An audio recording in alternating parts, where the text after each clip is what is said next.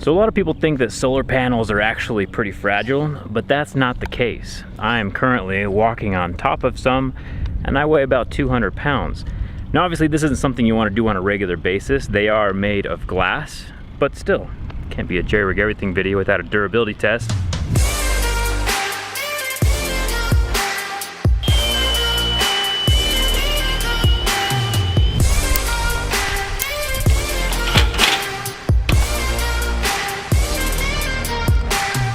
Jerry Rig headquarters is currently powered by 100% renewable solar energy. And in today's video, I'm going to show you how I installed these. So there are a ton of places to buy solar panels, but I found that I could do it myself for about half the price. I've partnered up with a company called Solar Wholesale that actually sells DIY kits that include everything you need in one convenient package, including the custom installation plans that you need for your permits from your city.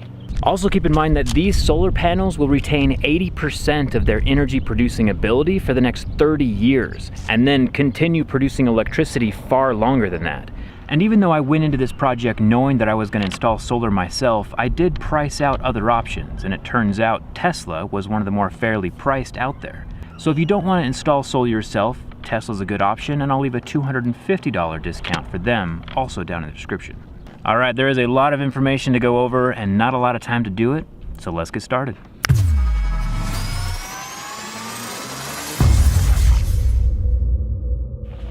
The biggest perk of working with Solar Wholesale is this plan set. The plan set is the instruction booklet designed specifically for my house, with all the information I need to get the permits and approvals from my city. Along with the plan set, they ship every single part that I need to install my solar system in one big kit, which makes the whole project much easier since the parts just work together right out of the box. Plus the solar panels are made right here in the United States. Getting someone like Tesla to come install the solar for you is still worth it, of course. It just takes a few more years to break even. But either way, you're still making a positive impact on the environment and lowering your electricity bill from the moment the panels get connected. Remember, every house is going to have a slightly different roof line and different energy needs, which is why it's nice to have this plan set that was custom made to my specific situation. This is the wiring diagram. All this makes a lot more sense when you have the parts right in front of you. So last time I was climbing up my roof, I broke my wrist. So there's that. So we've laid out where the perimeter of the panels are going to be on the roof with a lumber crayon and a chalk line. And this will just help us visualize where the panels are going to be and where we're going to lay the rack that the panels rest on top of. It'll all start making sense in a minute. So in order to attach the racking system to the roof, we need to find the trusses that are underneath the shingles and the plywood. And the easiest way to do that is with a hammer. Listen closely. You can hear the difference between the loose area of roof and the solid area of roof, and that's where we want to drill down and attach our lag bolts. We could tell by the resistance that the drill bit had all the way down through the wood that we hit, a stud. We hit something good to tie into. So once you found your first truss, all of the rest will be in the same spots. So if you're working by yourself, you can just attach the tape to the drill bit that's still in the stud and mark 2 feet on center all the way down the roof. So before we can attach the rails that hold the panels, we have to put the flashing down. And I'll explain what the flashing does in a second. Before I can put the flashing down, I do have to put some of this clear sealant in a U shape around the hole that the lag bolt goes through. And then I'm also gonna put some clear sealant into the hole, because the whole point of this is to keep water out of the roof. Then I can lift up some of the shingles, slide the flashing underneath, and then this is the part that holds the rail. We'll put the lag bolt through the opening, into the holes we've pre-drilled earlier, and then we'll ratchet it down into place. So now that the flashing is in place, we can visually see how it keeps water out of the roof. The water will run down the roof and it won't go into the holes we just drilled, especially if you missed a hole and had to drill an extra one. As well as each of these bolts right here have a black washer around the top, which also helps seal to keep the water out. So the reason I decided to go with the snap and rack system is because these little L feet right here are adjustable up and down. So the rail can adjust underneath the panels to keep the panels level. And the reason it's called a snap and lock system is because the rails sit right on top of these little feet and they click into place. just like, you know, a little Lego. The rail itself is black, which makes it a little more aesthetic on top of the roof, and it can slide forward and backward inside of the channel as we're positioning it. And there's a channel inside of the rail that hides the wires for all the microinverters.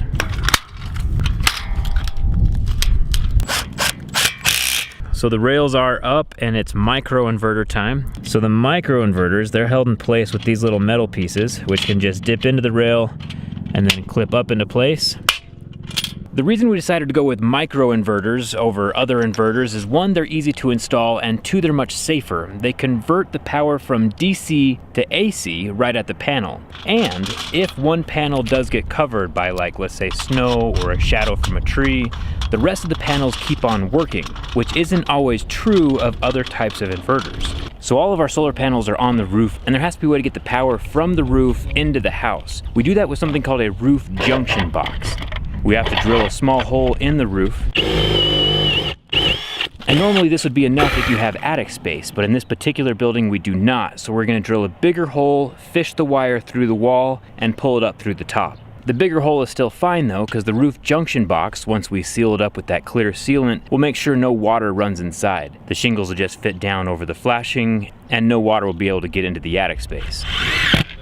So the cable that connects all of the microinverters together is called a trunk cable. This is what brings the power from the microinverters down to the roof junction box. So the trunk cable's laid down inside of the rail. We've put some electrical tape over the connection, and then we just zip tie the whole thing to keep it secure. So remember, every house is gonna be a little bit different, but this is the exterior roof junction box, and then we have the yellow wire running through inside the attic space. All of these wires were provided in my kit, but we need to switch from the yellow insulated wire, which is indoor wire, to exterior wire when we're running it through the conduit, this gray stuff down along the side of the house. This junction box is where we're gonna start feeding the exterior wire down through there and then into the breaker panel. So since these trunk cables are generic, they're probably not cut to length just yet, and so we're just gonna chop it where we need it and remove the extra plugs. Then we can take these two trunk cables inside of this junction box and connect it to the insulated yellow wires down to our exterior junction box on the wall. So we're just about to start laying panels, and because of how many panels are on this roof, I have to have 2 arrays, which means that there's 2 trunk cables coming into this junction box. You might be wondering what we've done down here on this section of roof, and it's because we can fit more panels if we run them horizontally, so we've laid the rails out in a different way. And that just shows that no matter what your roof looks like, we can always orient the panels to most utilize the space. So this copper wire right here is called a system ground, and it's tied into each one of these rails with little spikes and clips. So if any electrical anomalies like faulting or lightning happens, it'll just transfer the electricity right into the ground heading down to the junction box. So let's talk about setting the solar panels and wire management for a second. Right now we have 3 panels in place and a 4th one right here ready to snap in. Each solar panel has 2 wires on the back that plug into the microinverter. The microinverter can hold 4 panels at a time. Then it runs down the trunk cable all the way to the roof junction box down there at the end. The DC wires are at one end of the panel, so we're running the wire end down the center line so they can easily plug into the microinverters that we have placed on the rail. Remember that none of these wires can be touching the roof, so there are little eyelets at the bottom that we can zip tie the wires to. We can also twist them together a little bit to make sure that nothing is touching the shingles before we plug them in. So this little guy right here is called the mid clamp. This is what clips into the rail and holds a panel on either side.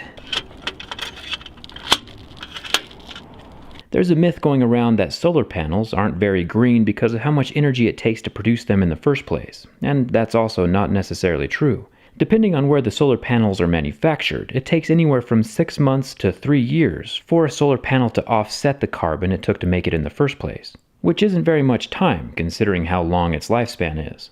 Another perk of the panels that came in my solar wholesale kit is that they are black on black, no silver frames. It's something to think about when you're picking out panels. I got the black ones so they blend into the roof a bit more. Another perk of having the microinverters is that the system is totally modular. We can add panels or take away panels as much as we want, and we don't have to worry about the junction box or like limiting our system to a certain size when we set it up the first time. It can always be expanded. The nice thing about the snap and rack system is that every fastener on this project is either a Phillips head screw or a 1/2-inch sprocket, which makes the installation go pretty quick because you're not looking for all kinds of tools. So now we have our solar panels installed. We've left our rails a bit long to give ourselves a bit of leeway, and now we can just cut them off. So these end clamps basically slide into the channel, and then when we tighten this bolt right here at the end, it snugs it up tight and holds the panel in place. Then these plastic end caps snap on to keep everything looking aesthetic from the ground.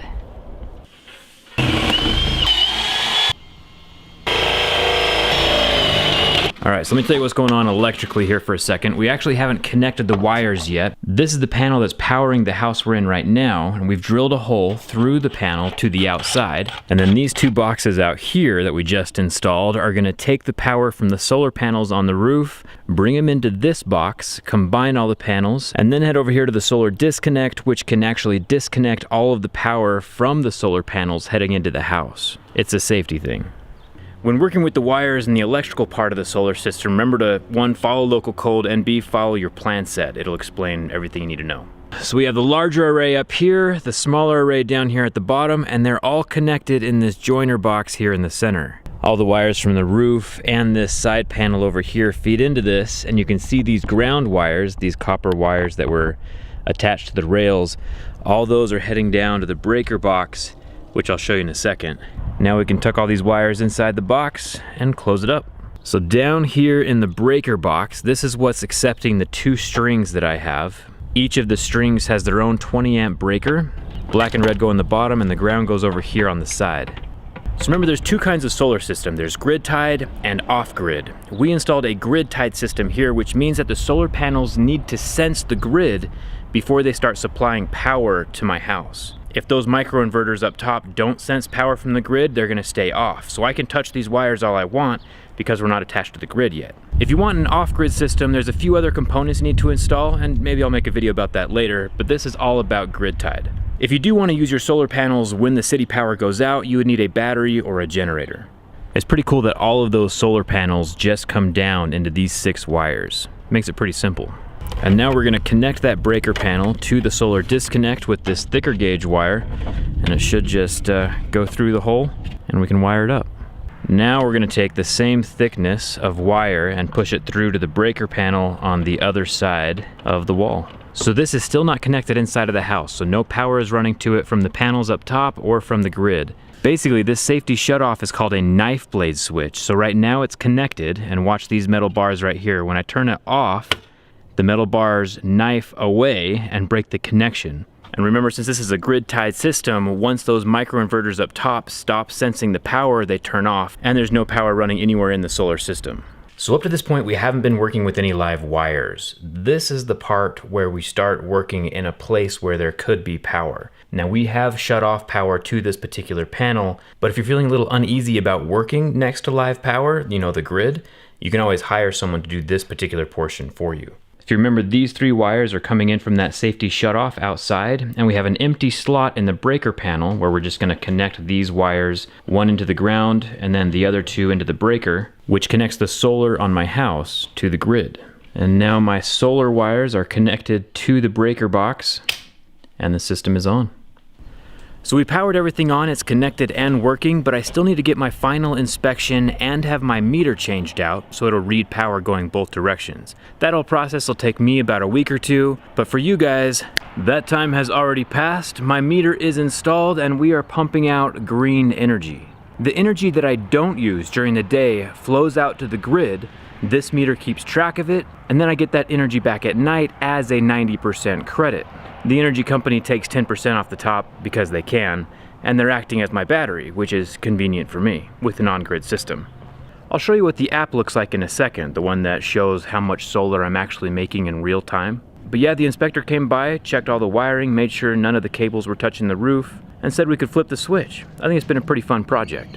Since my panels are in the sun all day long, not shaded by any trees or not on the wrong side of the house, these will pay themselves off in about 9 years. That's without any government incentives. Now, if we do factor in the state and federal incentives, they'll pay themselves off in about 6 years. So these panels will keep making electricity all throughout my lifetime and keep producing power even long after I'm gone, which is pretty awesome. Remember, these are just ballpark numbers that I've estimated. I do have an app that keeps track of everything for me, so I'll probably make a follow-up video in about a year to see if my estimates are correct.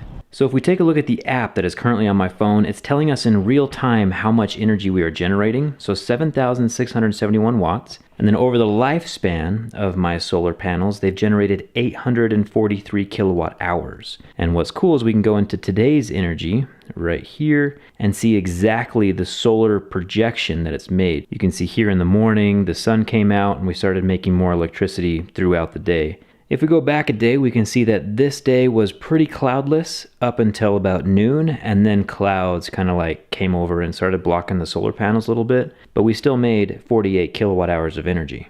And the last thing I want to show you is if we go right here, we can see the production per module. So as the day progresses, you can see which modules might be blocked by shade from a tree or shade from your roof, and you can see that they're all working.